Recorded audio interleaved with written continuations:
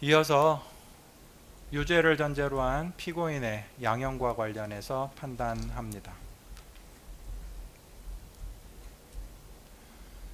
피고인이 취득한 요원 명단이 피고인을 제외한 군 외부로 유출되었다는 사정은 보이지 않습니다.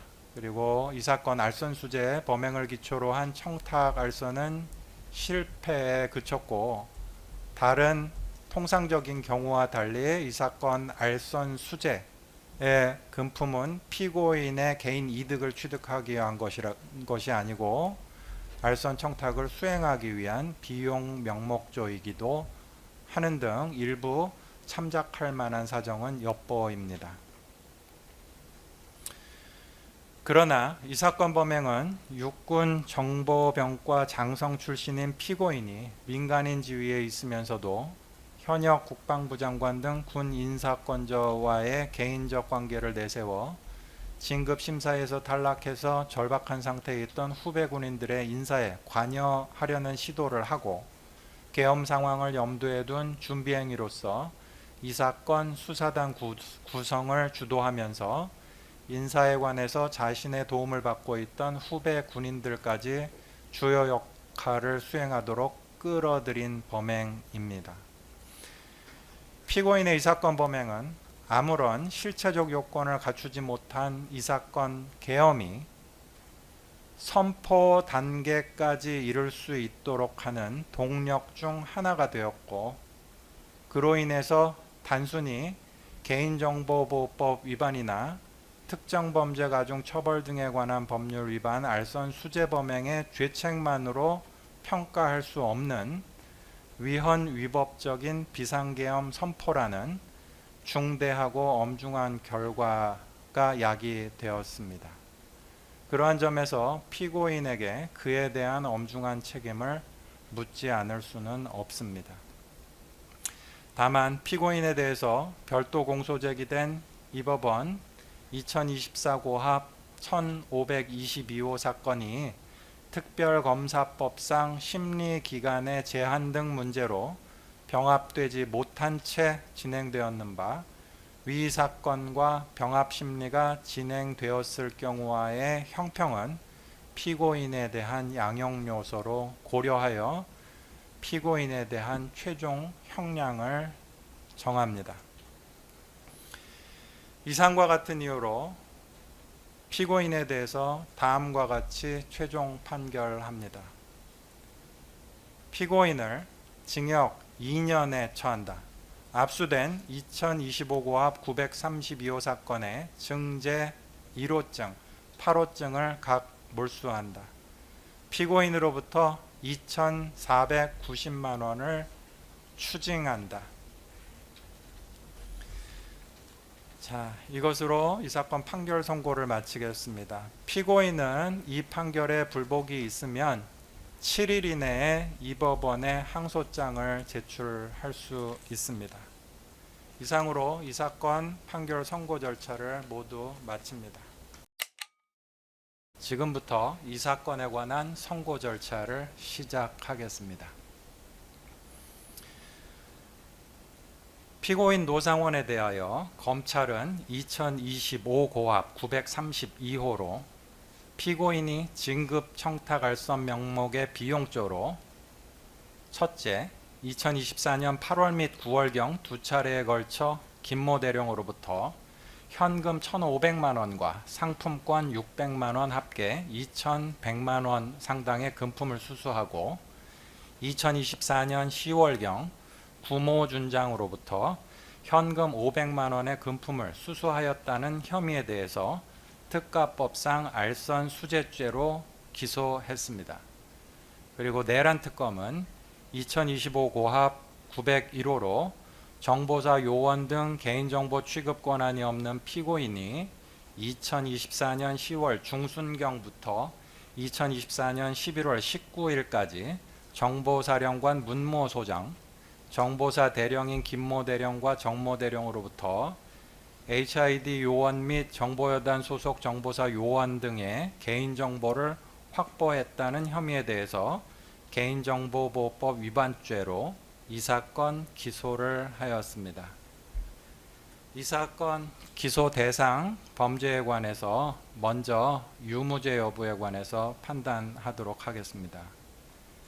이 사건 기소에 대해서 피고인은 본안에 관한 주장에 앞서서 윤미경이 이미 제출한 녹음 CD, 산타페 블랙박스 영상 CD는 모두 경찰로부터 제출 거절권을 고지받지 못한 상태에서 제출된 것으로서 제출의 임의성이 인정되지 않으므로 위법 수집 증거에 해당해서 증거 능력이 없고, 그로부터 파생된 녹취록 등 파생 증거도 증거 능력이 없다고 다투고 있으므로 사실 인정의 전제가 되는 증거 관련 주장에 대해서 먼저 판단하겠습니다.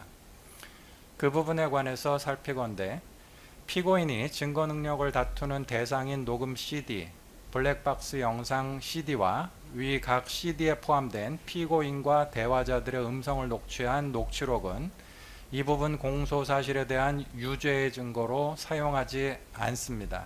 따라서 피고인 주장의 당부와 무관하게 이 사건 판단에는 영향을 미치지 않습니다. 나아가 피고인 주장의 당부에 관해서 보건대, 기록을 통해 알 수 있는 다음과 같은 사정, 즉 첫째, 윤미경은 2024년 12월 24일 경찰 조사 당시 자발적으로 피고인과 함께 운행하던 산타페 차량에 대한 임의수색에 동의했는데 블랙박스 및 SD카드를 제출할 당시까지 수사협조 의사를 철회했다고 볼 만한 사정이 보이지 않는 점. 둘째, 블랙박스 및 SD카드를 임의 제출할 당시 자필로 반환 의사 없음이라고 기재하기도 했고, 셋째, 윤미경 스스로 SD카드 내 전자정보 선별 과정에 참여하지 않겠다는 의사를 표시하였으며, 경찰은 윤미경과 변호인의 참여하에 선별된 전자정보를 열람하게 한 후 피고인의 대화가 녹음된 녹음 파일만을 임의 제출받은 것인 점 등을 종합해보면 윤미경은 임의 제출의 의미나 법적 효과를 알고 있음에도 자발적으로 블랙박스와 SD카드를 수사기관에 제출했다고 보이고, 피고인의 주장과 같이 수사기관에서 제출 거절권을 고지하지 않았다는 사정만으로 임의성이 부정된다고 보기는 어렵습니다. 따라서 이 부분 피고인의 주장은 받아들이지 않습니다. 다음으로 본격적으로 본안에 관해서 판단합니다. 먼저 시간 순으로 앞서 발생한 알선수재 혐의 유무죄 여부에 관해서 판단하겠습니다. 첫째, 이 사건 알선수재 혐의 공소사실 중 김대령으로부터 현금 1,500만 원 및 상품권 600만 원을 수수했다는 부분과 관련해서 피고인은 이 부분에 부합하는 직접 증거는 김대령의 진술이 유일한데 김대령의 진술은 신빙성이 없는 허위 주장일 뿐이라고 다투고 있습니다. 따라서 이 부분 쟁점은 공소사실의 핵심적 구성 요건 사실과 관련하여 피고인이 김대령에게 진급 청탁 알선 명목의 금원을 요구한 게 사실인지, 피고인이 2024년 8월 29일 김대령을 만났고 현장에서 1,500만 원과 현대백화점 상품권 100만 원 상당의 수수가 있었던 게 사실인지, 피고인이 2024년 9월 22일 김대령을 만난 자리에서 롯데 상품권 500만 원 상당의 수수가 있었는지에 관한 직접 증거인 김대령 진술의 신빙성 여부가 됩니다. 따라서 이하에서는 김대령 진술의 전체적인 신빙성 및 위 각 핵심적 구성 요건 사실과 관련된 쟁점 사실에 관한 김대령 진술의 개별적 신빙성에 관해서 판단합니다. 먼저 김대령 진술의 전체적인 신빙성과 관련해서는 이 법원의 증거조사 결과 인정되는 다음과 같은 사정, 즉 첫째, 김대령의 진술이 주요 부분에서 일관되고 그 과정이나 정황과 관련하여 일부 번복된 부분이 있으나 그 번복 경위가 부자연스럽지 않고 번복하는 사유도 경험칙과 배치되지 않는 점. 둘째, 김대령의 주요 진술이 계좌거래 내역, 카드 사용 내역, 상품권 판매 내역, 텔레그램 통화 내역 등 객관적인 증거에도 부합하는 점. 셋째, 김대령은 이 부분 범행에 관해서 수사기관에서 자발적으로 진술한 것으로 보이고 없는 사실까지 만들어내서 적극적인 허위의 진술까지 할 정도로 수사기관의 회유나 압박을 받았다고 볼 만한 사정은 확인되지 않는 점 등을 종합해보면 김대령 진술의 전체적인 신빙성의 기초는 인정된다고 보입니다. 이에 대해서 피고인은 이 부분 공소사실에 기재된 핵심적 구성요건 사실과 관련된 구체적인 상황별로 김대령 진술의 신빙성을 다투고 있는 바, 아래에서는 그 구체적 부분에 대한 김대령 진술의 신빙성을 인정할 수 있는지 여부에 관해서 판단하겠습니다.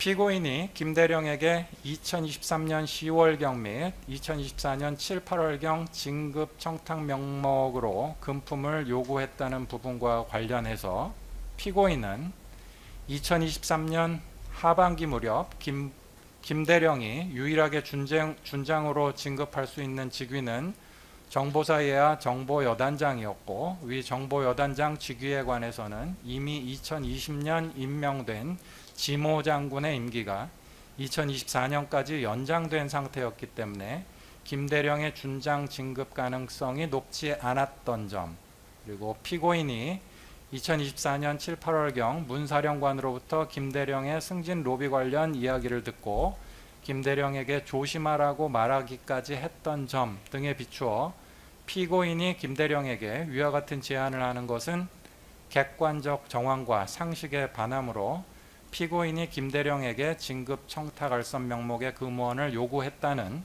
김대령의 진술 부분은 허위다라고 주장하고 있습니다. 그에 관해서 살피건대 이 법원의 증거조사 결과에 의해서 인정되는 다음과 같은 사정, 즉 김대령도 같은 이유로 자신은 진급 가능성이 높지 않다고 생각해 처음에는 피고인의 제안을 거절했다고 진술하고 있는 점. 둘째, 당시 지모 장군의 임기가 2024년까지 연장된 것 자체가 내부에서 이례적인 인사였다고 평가되고 있던 상황에서 김대령의 2023년 하반기 준장 진급 가능성이 전혀 없었다고 단정하기는 어려운 점. 셋째, 실제로 2023년 하반기 준장 인사에서 지모 장군이 전보 조치됐고 전역이 1년이 남지 않은 박모 대령이 준장으로 진급해서 정보여단장으로 보임되는 등 연이어 이례적인 인사가 실행되기도 했던 점. 넷째, 이후 2024년 6월경 박모 준장이 비위 문제로 직무 배제되어 직무대리 체제로 전환됨에 따라 김대령으로서도 충분히 진급을 기대할 수 있는 상황이 되었던 점. 다섯째, 피고인이 김대령에게 진급 청탁을 다른 사람에게는 하지 말라는 것과 자신이 진급 청탁에 힘써주겠다고 하는 것 사이에 서로 연관성이 있다고 보기 어려운 점 등을 종합해서 보면 피고인의 금품 요구 상황에 관한 김대령의 진술은 자연스럽고 이후 진행된 객관적인 인사 상황에도 부합하므로 김대령 진술의 전체적인 신빙성이 탄핵된다고 볼 수 없습니다. 따라서 피고인의 이 부분 주장도 받아들이지 않습니다. 다음으로 피고인이 2024년 8월 29일 저녁 7시경 김대령을 만났는지와 관련해서 피고인은 김대령이 피고인을 만난 일시를 특정하게 된 경위가 자연스럽지 못한 점, 피고인의 당일 상록수역 인근 공영주차장 출차 내역상 피고인이 오후 7시경 안산 상록수역 인근에 있었다고 보기 어려운 점, 김대령의 텔레그램 통화 내역상 김대령이 당시 안산 상록수역 인근에서 제3자를 만났을 가능성을 배제하기 어려운 점 등에 비추어 보면 2024년 8월 29일 저녁 7시경 투썸 플레이스 안산 상록수점에서 피고인을 만났다는 김봉규의 진술은 허위다라고 주장합니다. 그 부분에 관해서 살피건대 이 법원의 증거조사 결과 인정되는 다음과 같은 사정, 즉 첫째, 김대령은 최초 경찰 조사 당시 피고인을 만난 일시를 2024년 8월 말에서 9월 초순경으로 특정하면서 정확히 기억나지 않는다고 진술해서 구체적인 일시에 관해서는 유보적인 입장을 취했고, 2회 경찰 조사 당시 카드 결제 내역을 확인하고 2024년 8월 29일로 날짜 일시를 특정한 이후 이 법정에 이르기까지 일관된 진술을 하고 있습니다. 그런데 약 3개월 이전에 있던 날짜를 진술하는 과정, 그것도 다른 주요 혐의인 12.3 계엄 관련 혐의에 관한 조사를 받던 상황에 있었던 점에 비추어 위와 같은 김대령의 날짜 특정 경위는 오히려 자연스럽다고 볼 수 있습니다. 둘째, 피고인의 안산 주거지와 투썸 플레이스 안산 상록수점 사이의 거리가 약 1.4km에 불과하고 김대령이 2024년 8월 29일 19시 5분경 위 카페에서 음료를 주문한 사실이 확인되며, 김대령은 피고인의 도착 시점을 음료 주문 직후라고 진술하고 있는 점 등에 비추어 피고인이 안산 상록수역 환승 공영주차장에서 출차한 시간이 당일 18시 35분경이라는 사정이 피고인과 김대령이 당일 19시 무렵 만났다는 사실과 배치된다고 볼 수도 없습니다. 셋째, 김대령은 안산의 생활 기반이 전혀 없는 사람이고 투썸 플레이스 안산 상록수점은 김대령과 피고인이 이전에도 만난 적이 있는 장소였으며, 김대령이 피고인 외에 안산에 생활 기반을 둔 다른 제3자와 교류했다고 볼 만한 정황이 보이지 않으므로 김대령이 피고인이 아닌 다른 3자를, 그것도 자신의 생활 기반도 없는 안산까지 와서 만났을 가능성은 크다고 보이지 않는 점. 넷째, 김대령이 이 법정에서 진술함에 있어 2024년 8월 29일 안산 상록수역 인근에서 20시 40분경까지 머물렀다는 점을 증명하는 데이터 통화 내역을 제시받고, 피고인과의 만남 이후 피고인에게 진급 청탁 명목으로 금품을 교부한 것에 관해서 선배와 장시간 통화하였다고 진술해서 최초로 선배와의 통화를 언급한 사실은 인정됩니다.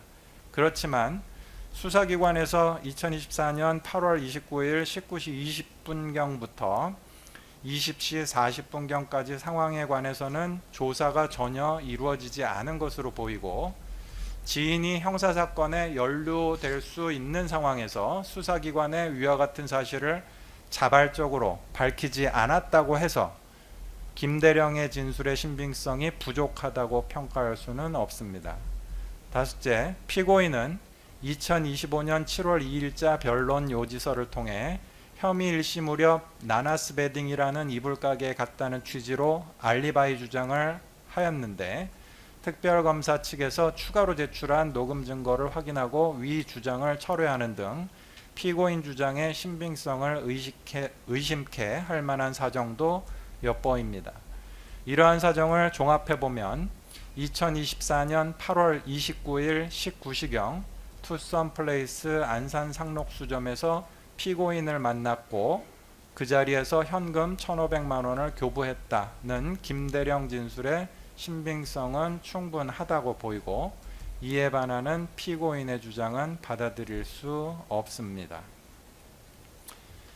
이어서 2024년 8월 29일 피고인과 김대령이 만난 자리에서 100만 원 상당의 현대백화점 상품권 수수가 있었는지와 관련해서 보면, 이에 대해서 피고인은 김대령이 100만 원 상당의 현대백화점 상품권을 교부하였다고 진술한 경위가 이례적인 점, 김대령이 진술하는 상품권 교부 당시의 상황이 피고인과 김대령 사이의 관계와 맞지 않는 점 등에 비추어 이 부분에 관한 김대령의 진술 역시 믿을 수 없고, 가사 현대백화점 상품권 100만 원 상당의 수수가 인정된다고 가정하더라도 위 현대백화점 상품권 100만 원 부분은 김대령의 진술 자체로 진급 청탁 알선 명목과 무관하다고 주장하면서 다투고 있습니다.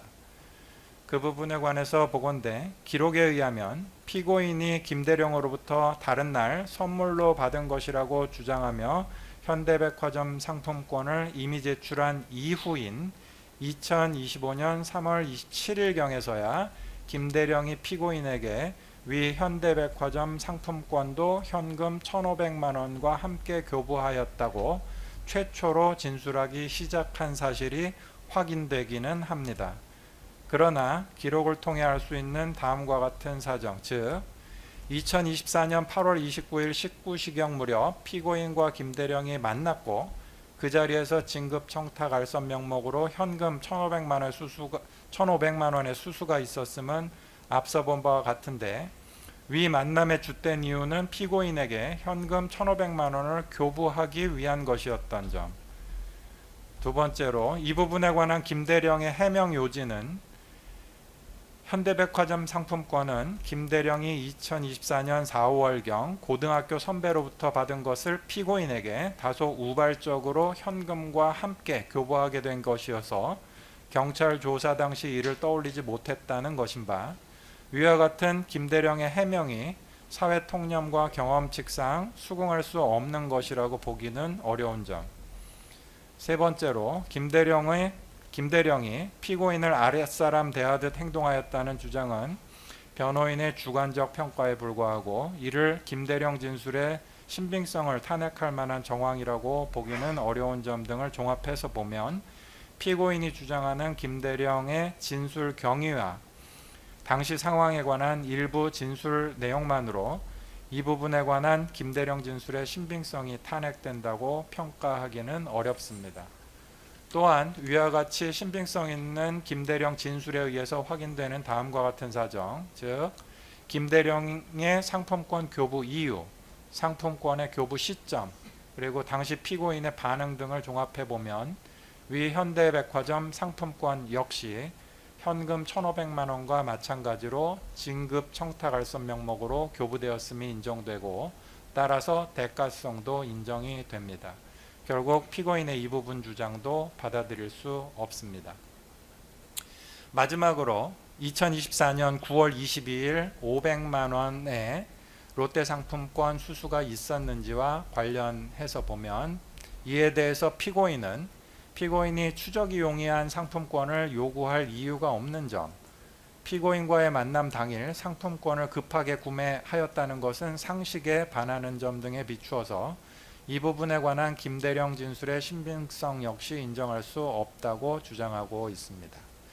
살피건대 기록에 의해서 확인되는 다음과 같은 사정, 즉 피고인은 김대령 외에 구모 준장에게도 현금 500만 원을 요구하면서 상품권으로 교환해서 공직기관 비서관에게 전달하겠다는 취지로 설명하기도 했던 점, 계좌거래 내역, 상품권 판매 내역 등에 의해서 확인되는 2024년 9월 중순경부터 2024년 9월 22일까지의 김대령의 동선 및 현금 거래 내역, 상품권 구매 내역 등의 구체적, 객관적 정황이 김대령의 진술에 부합하는 점.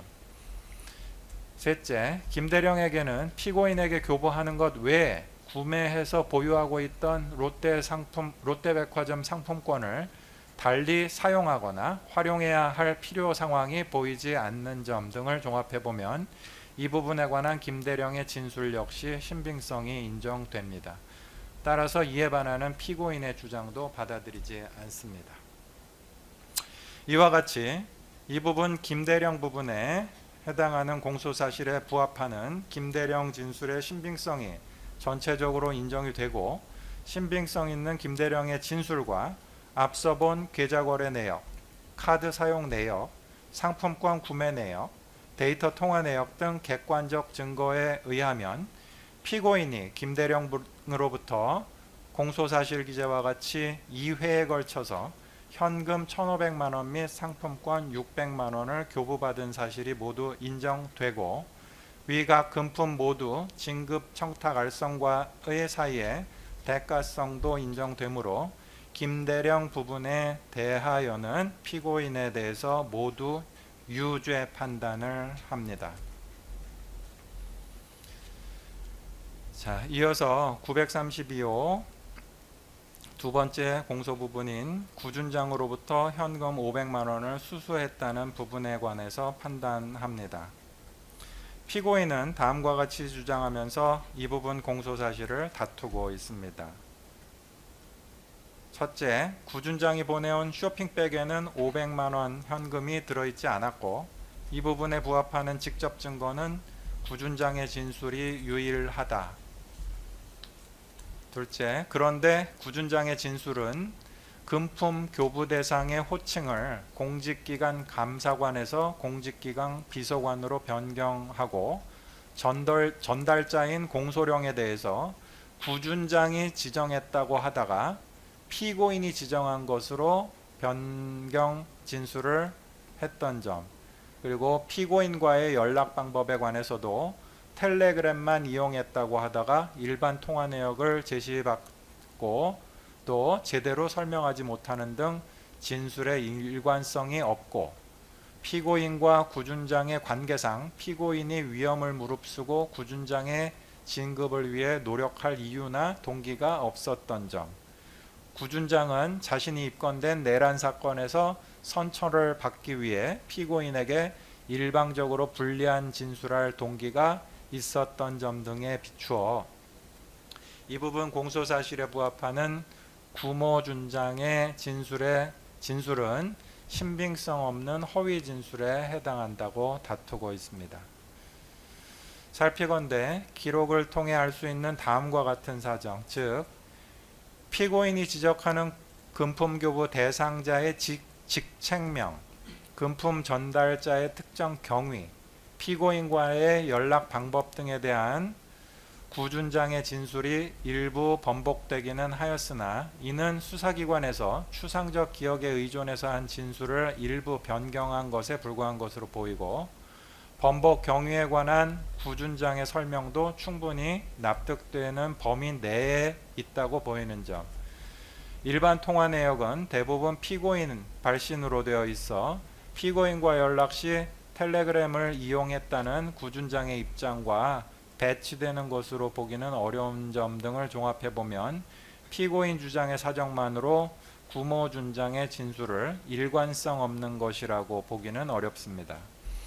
둘째, 구준장은 2021년 하반기 인사에서 준장으로 진급하여 2024년 하반기 인사에서 마지막으로 5차 소장 진급이 결정되는 시기였는데 이러한 사정이 구준장이 군의 인사에 대한 영향력을 과시하고 있던 피고인에게 금품 교부를 결심하게 된 주된 이유였던 것으로 보이고 나아가 피고인 스스로도 예비역인 김근태 장군의 부탁이 있었다고 진술하고 있는 점을 보태어 보면 피고인에게 구준장 진급을 위해 노력할 동기가 충분히 있었다고 보입니다.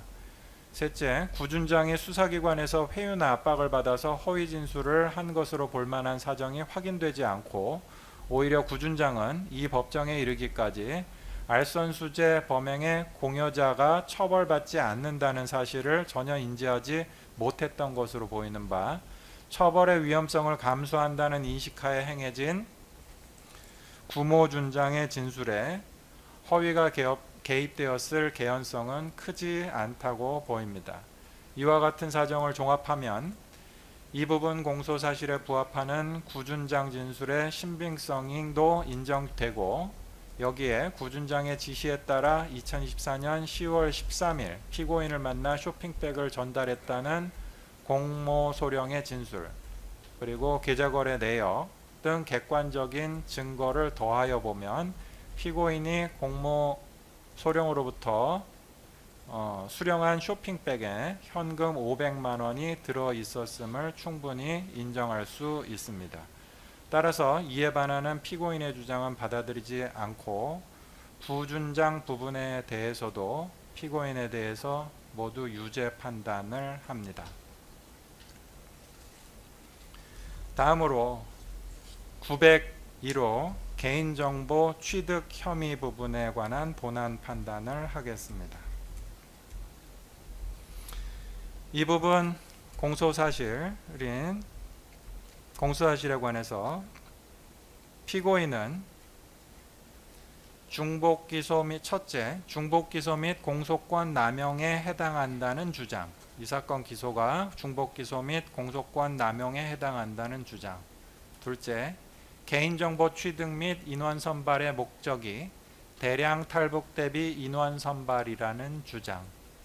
셋째, 부정 목적성 및 개인정보보호법 위반의 범위를 인정할 수 없다는 주장. 넷째, 개인정보 제공자인 문사령관 등과 수령자인 피고인의 행위가 각 개인정보의 누설 또는 취득 행위에 해당하지 않는다는 주장을 하면서 이 부분 공소사실을 다투고 있습니다.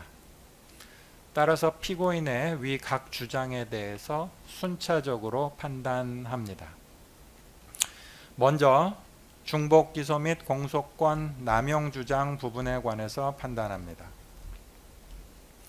피고인은 특별검사는 피고인에 대하여 기소된 별건, 내란 주요 임무 종사 등 사건에서 이 사건 개인정보 취득 행위를 내란 주요 임무 종사 혐의에 대한 준비 행위로 특정하였는 바, 이 사건 개인정보 취득 행위를 그와 별도로 기소한 것은 실질적으로 중복 기소에 해당하거나 공소권 남용에 해당하므로 이 부분 공소는 기각되어야 한다고 주장하면서 다투어 왔습니다. 그에 관해서 보건대 기록에 의하면 이 부분 공소 제기 이전에 피고인에 대해서 별건, 내란 주요 임무 종사 등 사건에 대한 공소가 제기되었고, 그 공소 사실에 이 사건 개인정보 취득 내용이 일부 포함된 사실은 인정이 됩니다. 그러나 한편 기록을 통해서 확인할 수 있는 다음과 같은 사정, 즉 이 사건 개인정보 취득으로 인한 개인정보보호법 제71조 9호 위반 범죄는 위 내란 주요 임무 종사 등 사건에서 공소 제기된 대상 범죄가 아님이 명백히 확인되는 점. 둘째, 내란 주요 임무 종사죄와 개인정보보호법 위반죄는 죄수론에 따른 법리상 법조 경합 관계가 아닌 각각 별도로 성립할 수 있는 실체적 경합 관계에 있다고 판단되는 점. 셋째, 2024 별건인 2024 고합 1522호 사건의 피고인이 다수이고 그 혐의나 심리 대상이 방대한 점에 비추어서 검찰이 2024 고합 1522호 사건의 기소 당시부터 의도적으로 특정한 목적을 갖고 피고인에 대해서만 이 부분 기소를 하지 않다가 추후에 별도로 이 부분 기소를 한 것이라고 보기는 어렵고, 그와 같은 검찰의 의도나 목적을 확인할 특별한 정황도 보이지 않는 점 등을 종합해보면 피고인에 대한 이 부분 공소 제기와 위 2024 고합 1522호 사건의 피고인에 대한 공소 제기가 실질적으로 중복 기소에 해당한다거나 이 부분을 별도로 공소 제기한 것이 공소권 남용에 해당한다고 평가하기는 어렵습니다. 따라서 피고인의 이 부분 주장은 받아들이지 않습니다. 다음으로 본안과 관련해서 봅니다. 먼저 이 사건 개인정보 취득 및 인원 선발의 목적에 대해서 판단합니다. 피고인은 이 사건 개인정보 취득 및 인원 선발의 목적이 당시 국방부 장관인 김용현의 지시에 따라 북한 주민 또는 고위급 장성들의 대량 탈북 징후에 대비하기 위한 인원 선발을 목적으로 하는 것이었고, 이 사건 수사단이 2024년 12월 3일자 계엄령에 따른 임무 중 하나인 중앙선관위 수사에 동원된 것은 이 사건 개인정보 취득 이후에 발생한 사후적 결과에 불과하다고 다투고 있습니다. 그에 관해서 보건대 기록에 의해서 확인되는 다음과 같은 사정을 종합해 보면 이 사건 개인정보 취득 및 인원 선발의 목적은 대량 탈북 사태에 대비하기 위한 인원 선발이 아니라 계엄 사태를 염두에 둔 이 사건 수사단 구성을 하기 위한 것임이 인정이 됩니다. 즉 첫째, 2024년 11월 9일자 안산 카페회동에서 이 사건 수사단의 임무와 관련한 피고인의 언급에 계엄과 같은 상황 발생 시 중앙선관위 수사 임무가 포함되어 있었고, 김대령에게는 이 사건 A4 문건을 교부하기도 했던 점, 피고인이 김대령에게 교부한 이 사건 A4 문건에는 부정선고와 계엄에 관한 언급, 김대령, 정대령이 선발한 요원들을 이 사건 수사단으로 구성하고 중앙선관위 직원 30명의 체포 및 수사를 위한 구체적인 임무 등이 기재되어 있던 점, 2024년 11월 17일자 안산 롯데리아 회동에서 피고인은 문사령관과 정대령에게 이 사건 A4 문건에 기재된 임무 및 사전 준비사항을 인지하고 있는지 여부를 확인했고, 준비가 미비했던 정대령을 질책하기도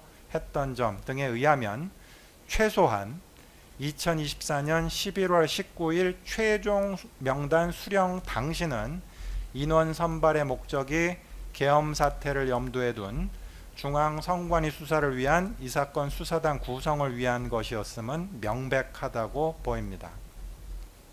둘째, 문사령관, 김대령, 정대령은 2024년 12월 3일 이 사건 계엄 선포 직전에 이 사건 최종 명단에 기재된 요원들을 소집해서 중앙선관위 직원 체포, 중앙선관위 내 유치장소 확보, 체포된 인원을 수방사 B1 벙커로 이송해서 구금, 부정선거 관련 수사 시 공포 분위기 조성 등의 임무를 부여했고, 피고인이 언급했던 바와 같이 이 사건 계엄이 실제로 선포되었습니다.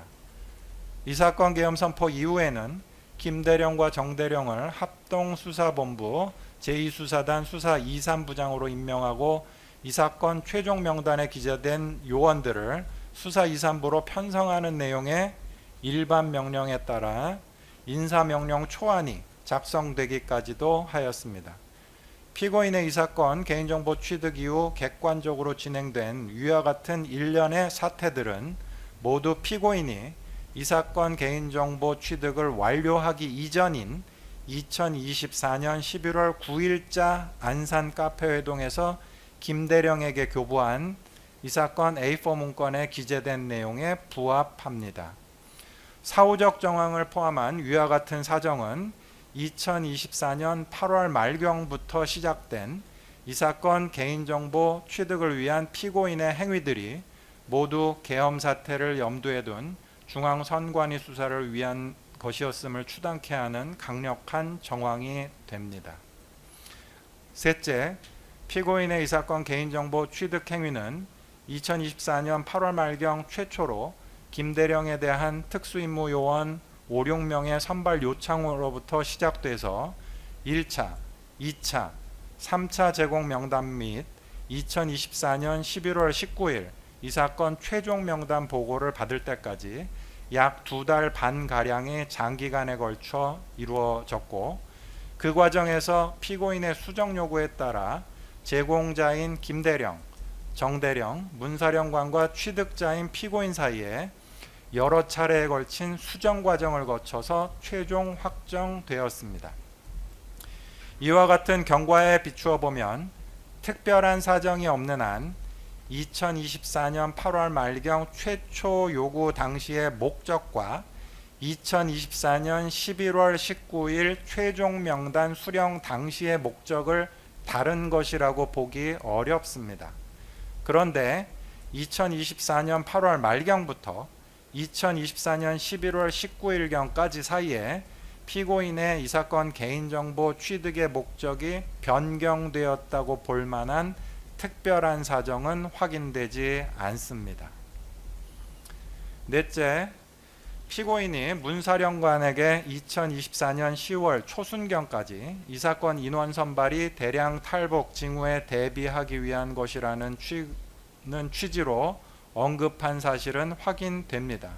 그러나 기록을 통해 확인되는 다음과 같은 사정, 즉 2024년 8월 말경부터 11월 19일까지 사이에 군에서 인지한 대북 상황에 별다른 변동이 없었습니다. 특히 당시 북한 주민 또는 북한 고위 장성급의 대량 탈북 징후는 확인되지 않는 상태였습니다. 그리고 피고인은 이 사건 개인정보를 취득하는 과정에서 여러 차례 수정 절차를 거치면서 문사령관 김대령, 정대령에게 전라도 인원은 빼라는 요구를 하였는 바 진정한 목적이 대량 탈북 징후에 대비하기 위한 요원 선발이었다면 그와 같은 요구를 할 이유나 근거가 없었다고 보입니다. 그리고 피고인은 김대령, 정대령, 문사령관에게 이 사건 인원 선발 요청과 함께 부정선거 의혹이 근거 있는 것이라는 취지로 언급하면서 그에 관한 책자 요약까지 함께 요청하기도 했습니다. 그리고 피고인은 2024년 11월 9일자 안산 카페회동 당시까지도 문사령관을 신뢰하지 못해서 문사령관이 없는 자리에서 김대령에게 이 사건 A4 문건을 교부하고 문사령관에게는 보고하지 말라고까지 지시하기도 했습니다. 피고인은 개인정보 취득, 이 사건 개인정보 취득 이후 이 사건 계엄 선포 무렵까지 진행된 객관적 이후 객관적 상황 진행 경과 등도 지금 이 사건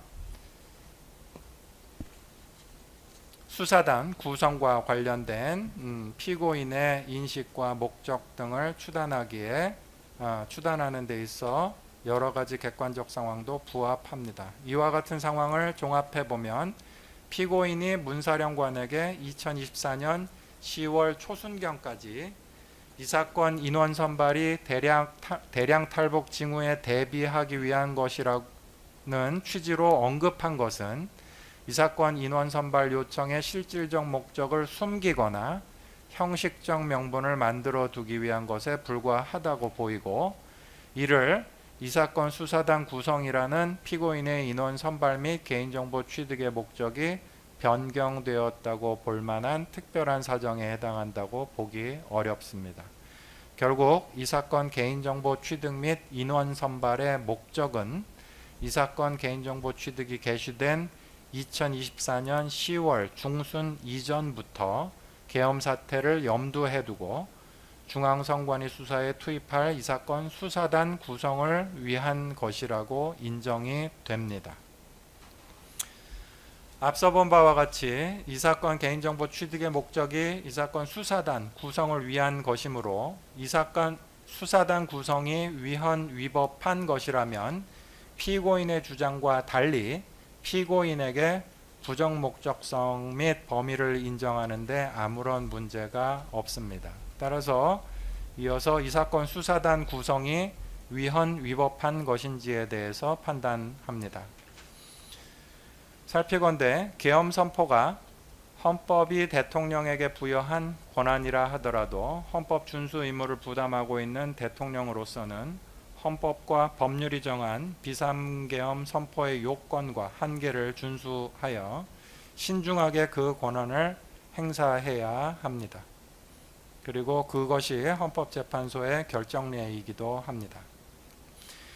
위와 같은 헌법재판소 결정례가 전제로 하고 있는 법리에 따르면 대통령의 비상계엄 선포가 일부 실체적 요건이나 절차적 요건을 결여하였다고 하여 바로 위헌위법한 것으로 평가되는 것은 아닙니다. 그러나 애초부터 계엄 선포의 요건이 갖추어졌는지 여부와 무관하게 계엄을 선포할 것을 계획하고 이를 준비 수행하는 행위는 명백히 위헌적이고 위법한 행위에 해당합니다. 이 사건에 관해서 보건대 기록에 의해서 확인되는 다음과 같은 사정, 즉 첫째, 군이 헌법기관인 중앙선관위를 상대로 영장 없이 수사를 진행하는 상황에 대해서 상정할 수 있는 근거는 계엄 선포와 같은 극히 이례적이고 극단적인 경우로 한정되는데, 이 사건 개인정보 취득과 관련한 피고인의 최초 요청 당시인 2024년 8월 말경부터 이 사건 계엄 선포일인 2024년 12월 3일경까지 헌법과 계엄법이 정한 계엄 선포의 실체적 요건이 충족되거나 충족될 위험성을 예상할 만한 어떠한 사정도 보이지 않습니다.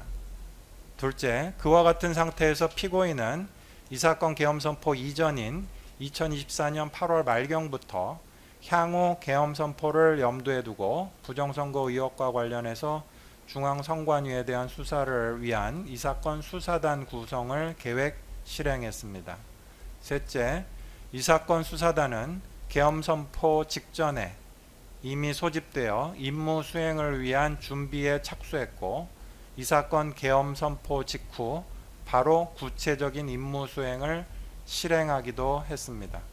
이러한 점들을 종합해보면 이 사건 수사단 구성은 계엄 선포 이전부터 계엄 선포의 요건이 충족되는지 여부와 무관하게 특정 시점에 계엄을 선포할 것을 계획하고 이를 준비 수행하는 행위의 일환으로 이루어진 것이라고 판단됩니다.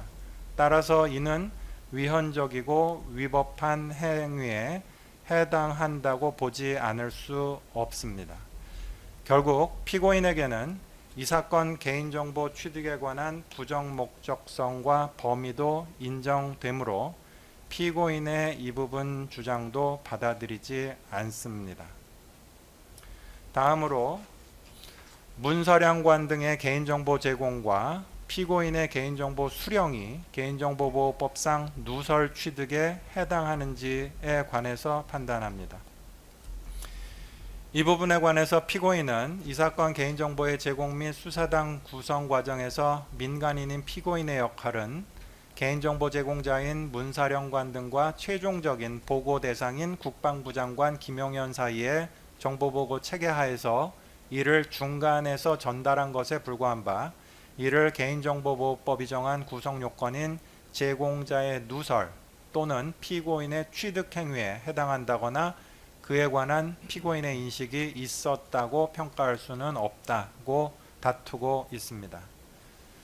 그에 관해서 보건대 기록에 의해서 확인되는 다음과 같은 사정, 즉 첫째, 피고인은 군인의 개인정보, 나아가 극도의 보안 유지가 필요한 정보사 소속 현역 군인들의 개인정보를 취급할 수 없고 그 정보에 접근하는 것 자체가 허용되지 않는 민간인인 점. 둘째, 피고인은 군 내부에서 통상 용인될 수 있는 보고체계에 의하지 않고 텔레그램이나 시그널 어플리케이션 등 비정상적인 경로를 통해 이 사건 개인정보를 전달받은 점.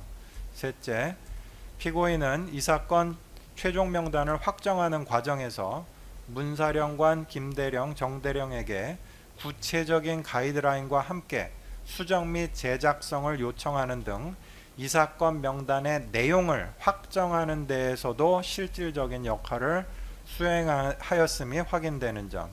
넷째, 피고인은 이 사건 최종 명단에 따라 선발된 요원들에게 부여할 구체적인 임무를 결정했고 그 준비 상태 등을 직접 확인하기까지 했던 점 등을 종합해보면 문사령관 등이 피고인에게 대상자인 요원들의 개인정보가 포함된 이 사건 명단을 제공한 행위는 개인정보보호법이 정한 제공자의 누설에 피고인이 이를 전달받은 행위는 단순한 전달행위가 아닌 취득행위에 해당한다고 판단되고 피고인에게 이에 대한 인식도 있었다고 인정되며 피고인이 최종적인 보고 대상이 아니었다고 하여 달리 볼 수 없습니다.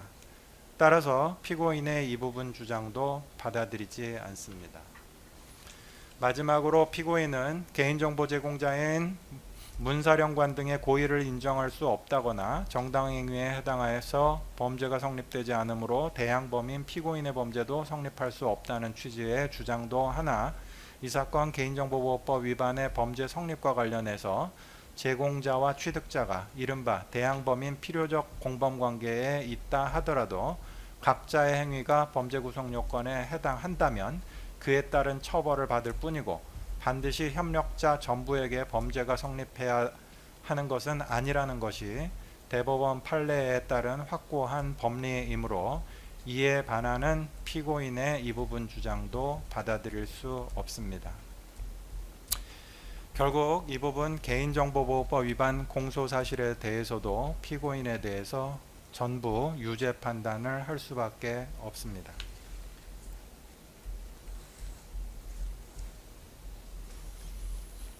이어서 유죄를 전제로 한 피고인의 양형과 관련해서 판단합니다.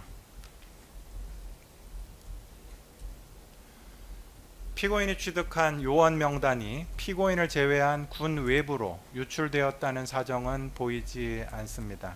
그리고 이 사건 알선 수재 범행을 기초로 한 청탁 알선은 실패에 그쳤고, 다른 통상적인 경우와 달리 이 사건 알선 수재의 금품은 피고인의 개인 이득을 취득하기 위한 것이 아니고 알선 청탁을 수행하기 위한 비용 명목조이기도 하는 등 일부 참작할 만한 사정은 엿보입니다.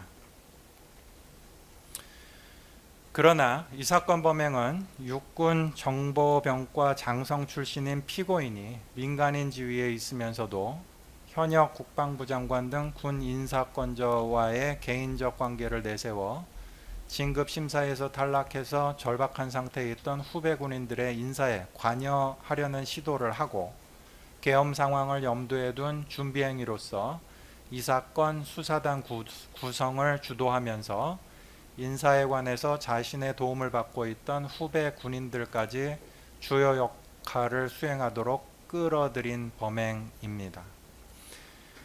피고인의 이 사건 범행은 아무런 실체적 요건을 갖추지 못한 이 사건 계엄이 선포 단계까지 이를 수 있도록 하는 동력 중 하나가 되었고, 그로 인해서 단순히 개인정보보호법 위반이나 특정범죄가중 처벌 등에 관한 법률 위반 알선 수재 범행의 죄책만으로 평가할 수 없는 위헌 위법적인 비상계엄 선포라는 중대하고 엄중한 결과가 야기되었습니다. 그러한 점에서 피고인에게 그에 대한 엄중한 책임을 묻지 않을 수는 없습니다. 다만 피고인에 대해서 별도 공소 제기된 이 법원 2024 고합 1522호 사건이 특별검사법상 심리기간의 제한 등 문제로 병합되지 못한 채 진행되었는 바, 위 사건과 병합심리가 진행되었을 경우와의 형평은 피고인에 대한 양형 요소로 고려하여 피고인에 대한 최종 형량을 정합니다. 이상과 같은 이유로 피고인에 대해서 다음과 같이 최종 판결합니다. 피고인을 징역 2년에 처한다. 압수된 2025 고합 932호 사건의 증제 1호증, 8호증을 각 몰수한다. 피고인으로부터 2,490만 원을 추징한다. 자, 이것으로 이 사건 판결 선고를 마치겠습니다. 피고인은 이 판결에 불복이 있으면 7일 이내에 이 법원에 항소장을 제출할 수 있습니다. 이상으로 이 사건 판결 선고 절차를 모두 마칩니다.